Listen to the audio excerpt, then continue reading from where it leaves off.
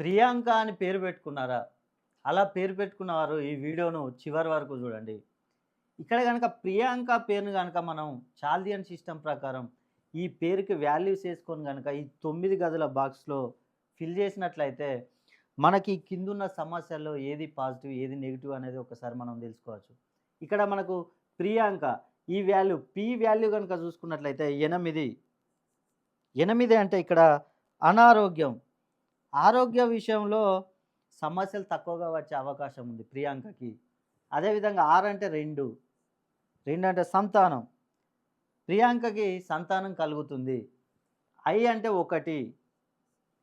1 అంటే వివాహం.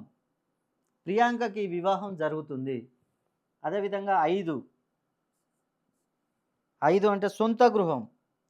ప్రియాంక సొంత గృహం కట్టుకునే అవకాశాలు ఎక్కువగా ఉన్నాయి.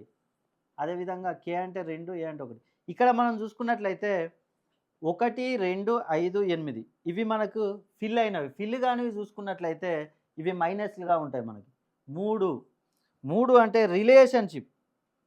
ప్రియాంకకు రిలేషన్‌షిప్‌లో విభేదాలు తలెత్తే అవకాశాలు చాలా ఎక్కువగా ఉన్నాయి.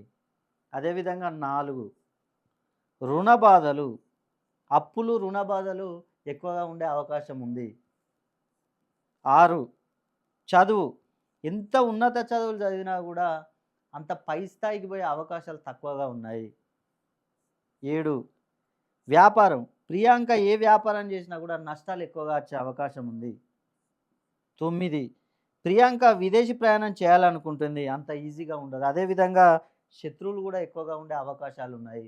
మీరు గనుక ప్రియాంక అని పేరు పెట్టుకొని మీకు ఈ సమస్యలు ఉన్నట్లయితే మీ పేరులో దోషం ఉన్నట్లే. కాబట్టి ఒక్కసారి మీ డేట్ ఆఫ్ బర్త్ నాకు పంపించండి.